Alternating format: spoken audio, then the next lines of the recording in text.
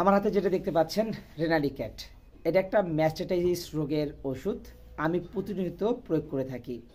তার কারণ আমার যে পিছনের গরুটা দেখতে পাচ্ছেন ওই গরুটা, এই গরুটা বাছুর হয়েছে কালকে সন্ধ্যায়, তার পিছনে যে সাদা গরুটা আছে তিনটাই কিন্তু গাভীর। এদেরকে কি করতে হবে, নির্দিষ্ট সময় আমি এই মেস্টিকার বা ম্যাস্টাইটিস যাতে না হয়, ওলান যাতে ঠিক থাকে, সেজন্য আমি রেনাডিক্যাট প্রয়োগ করতেছি।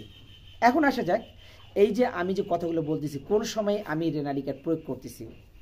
হাই ভিউয়ার্স, ক্ষুদ্র খামের চ্যানেলে স্বাগতম। আশা করি ভালো আছেন, আমিও ভালো আছি। যারা ক্ষুদ্র খামের চ্যানেলে নতুন তারা সাবস্ক্রাইব করে পাশে থাকবেন, যারা পুরাতন তাদেরকে জানাই অসংখ্য ধন্যবাদ। আমি যখন আমার গরু গর্ভবতী হয় তখন কিন্তু তারপর থেকে কিন্তু যত্ন নিতে হয়। যখন 6 মাস পার হয়, 4 মাসের মাথায়, তখন কিন্তু আমি কৃমি দিয়ে ফেলি। তারপর হচ্ছে আপনার মানে কৃমি ট্যাবলেটটি দিতে হবে, অবশ্যই আপনাকে প্রেগনেন্সি সেফ মাথায় রাখতে হবে। ডাক্তারের পরামর্শ অনুযায়ী এটা প্রয়োগ করবেন। তারপরে আমি যখন তার 5-6 মাসে পড়লো তখন একটু ক্যালসিয়াম দেওয়া শুরু করলাম। ক্যালসিয়াম লিকুইডটা আমি লিকুইডটা খাওয়াইছি, বোনাকাল প্লাস যেটা খাওয়াই প্লাস ক্যালসিয়াম সেটা নিছি।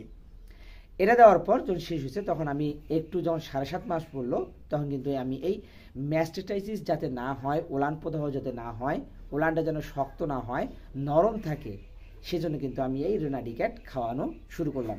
আসলে কেন এই রেনাডিক্যাট খাওয়াবেন, সর্বপ্রথম এটাই একটা কথা। রেনাডিক্যাট খাওয়ার একমাত্র কারণ হচ্ছে যাতে গরুর ওলানটা নষ্ট না হয়, যাতে গাটুয়া মানে শক্ত না হয়, ওলানটা যাতে নরম থাকে, যাতে দুধ দহন করতে সুবিধা হয়, এ কারণে। আর মিল্ক ফিভার হলে তো অনেক প্রবলেম হয়ে যায় জানেন, এই মিল্ক ফিভারটা যাতে না হয় তাই রেনাডিক্যাট প্রয়োগ করতেছি। আসলে শুধু রেনাডিক্যাট কেন, এরকম অনেক ওষুধ আছে, মেস্টিকেয়ার 24, অনেক, যে মেস্টিকেয়ার যাতে না হয় বা ম্যাস্টাইটিস যদি না হয় সেদিকে আপনাকে লক্ষ্য রাখতে হবে। আগে থেকে আপনাকে চিকিৎসা গ্রহণ করতে হবে ভালোভাবে। এই যে দেখেন, এই যে বাছুরটা যে আছে, এই যে বাছুরটা পিছনে দেখতে পাচ্ছেন, এই বাছুরটা হওয়ার সময় পর থেকে কিন্তু গরুকে এক্সট্রা একটু কেয়ার নেবেন। দুধ দোহনে আগে কী করতে হবে, পরে কী করতে হবে, বাছুরটার জন্য কতটুকু দুধ দিতে হবে, রাখতে হবে ওলানে, সেদিকে লক্ষ্য রাখতে হবে। এক কথায় সব দিকে মানে সাপও মরবে লাঠি যাতে না ভাঙে, সেদিকে সেভাবেই কাজটা করতে হবে।